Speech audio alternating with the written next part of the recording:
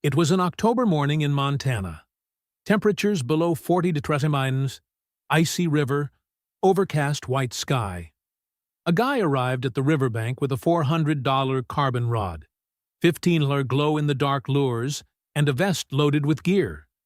He arrived early, before everyone else. He chose the spot that seemed perfect. He had everything right on paper. In 4 hours, he came away with 2 small trout and an expression of someone who understood absolutely nothing. A man of about 70 years old, fishing about 20 meters away with a simple rod, the kind you buy for less than $20 at any hardware store, took a can of salmon and a small bag of fine cornmeal, like flour, out of his pants pocket.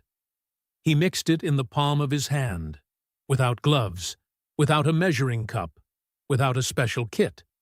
He wrapped it around the bait, without any ceremony, cast it, and in less than 2 hours he had 19 trout in the bucket.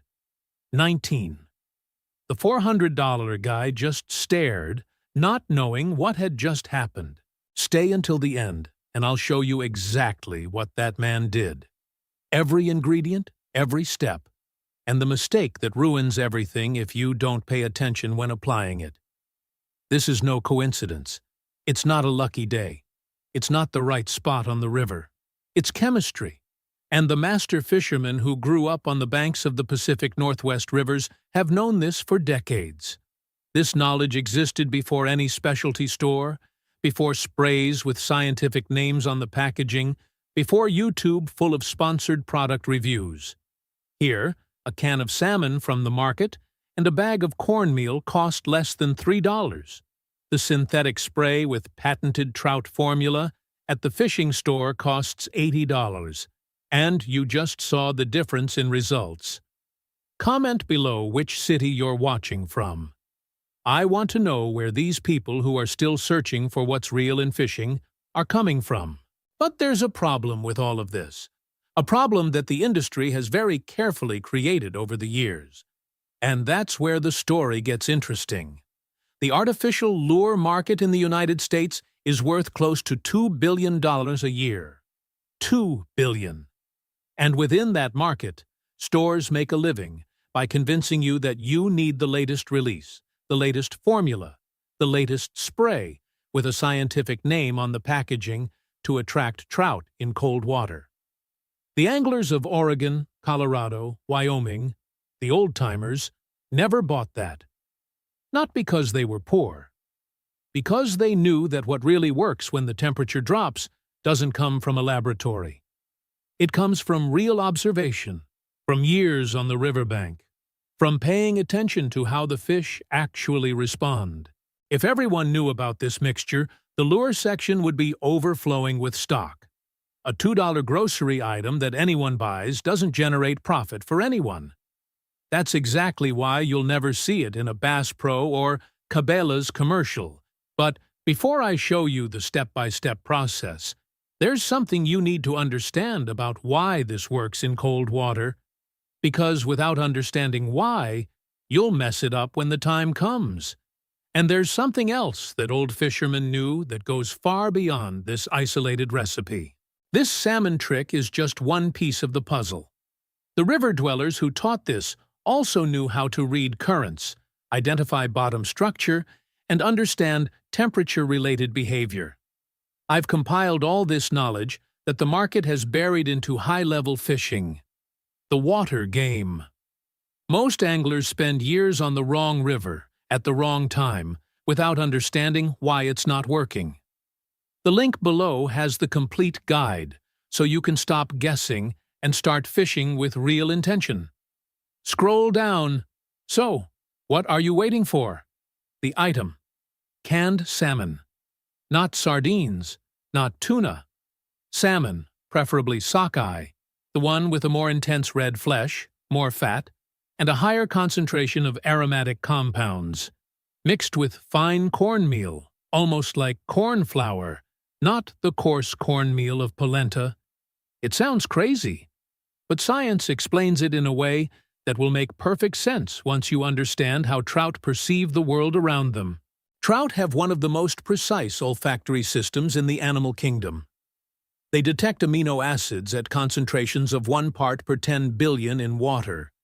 Think of a single drop diluted in an entire reservoir. It's as if they have a chemical detector always on, scanning the water every second. What canned salmon releases when it comes into contact with cold water are precisely the amino acids L-alanine and L-proline, the same compounds that an injured or dead fish naturally releases into the water. Trout don't need to be hungry. They attack on predatory instinct.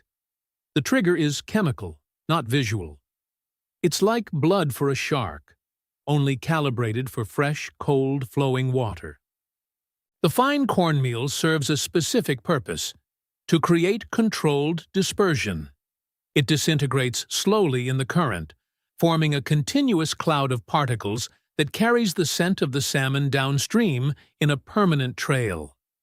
The trout follows this trail against the current as if it were a GPS.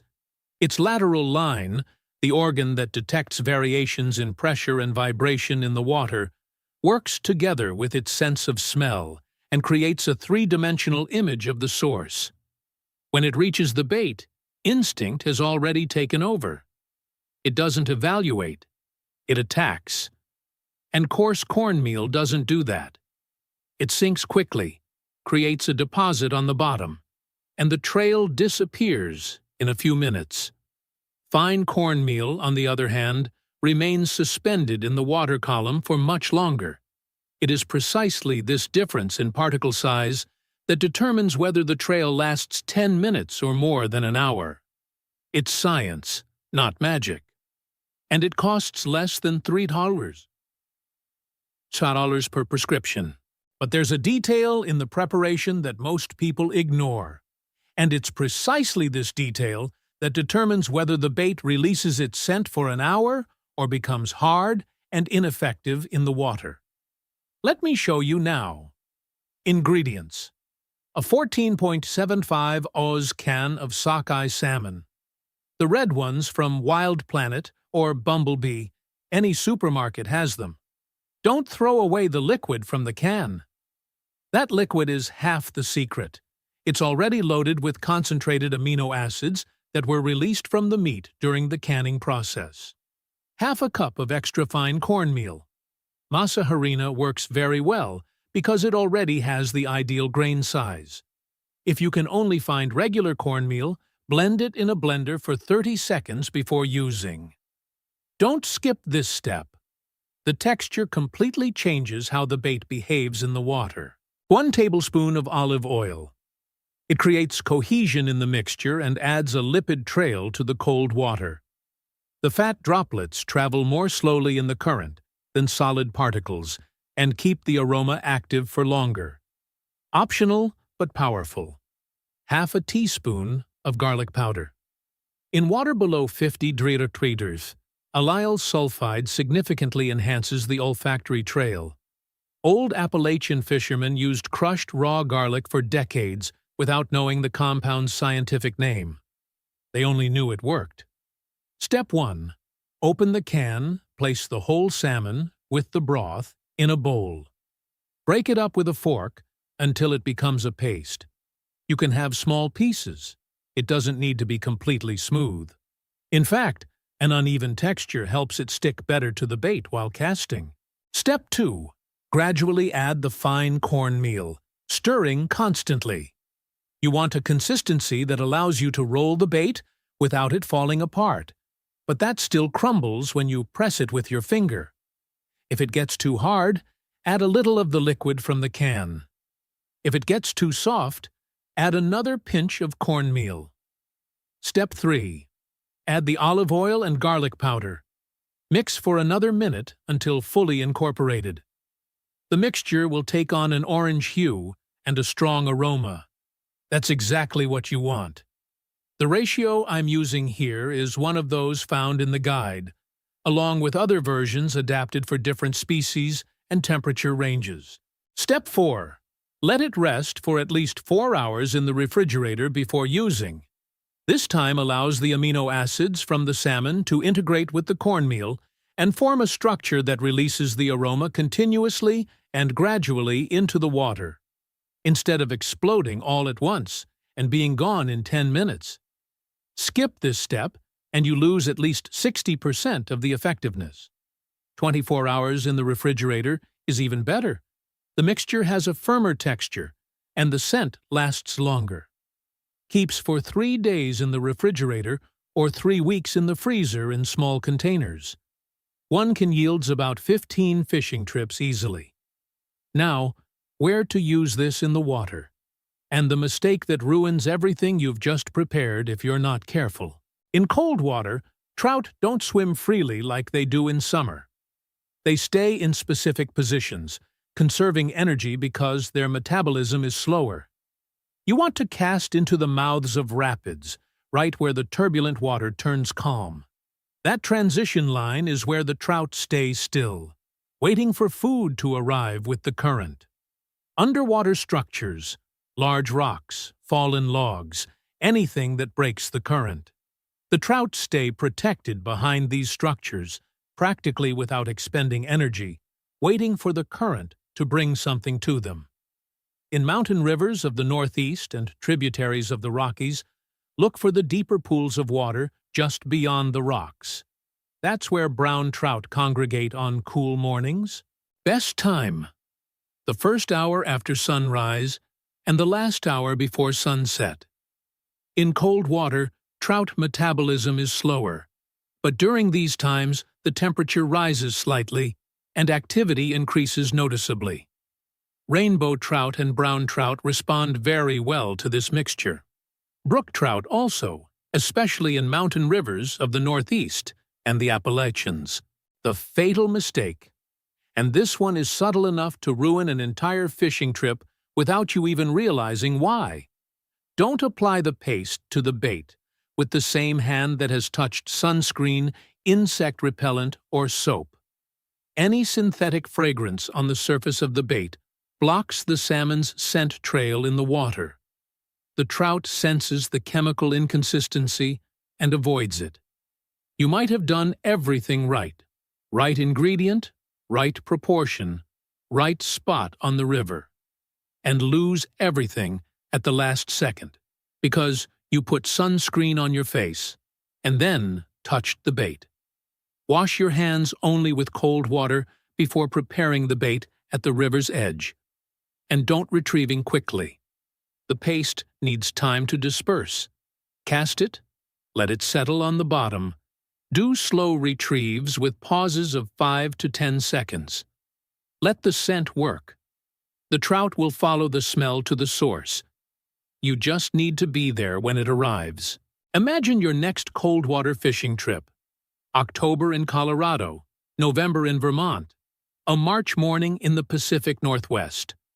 While others arrive at the river with $80 worth of patented trout formula, synthetic spray, and leave complaining that the river is rough, you go with a $2.50 can of salmon and a bag of cornmeal that cost pennies. In less than an hour, the bucket starts to fill. Your friends stare, confused. They ask what you're using, what you put on the bait. If you have some secret spot, they don't know.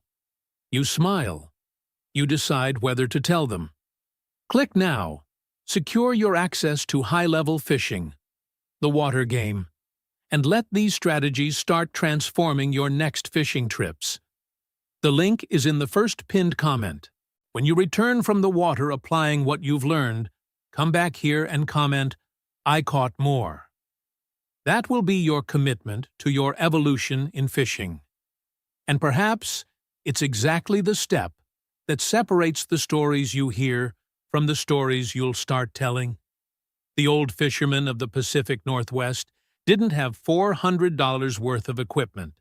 They had a can, a bag, and decades of patient observation.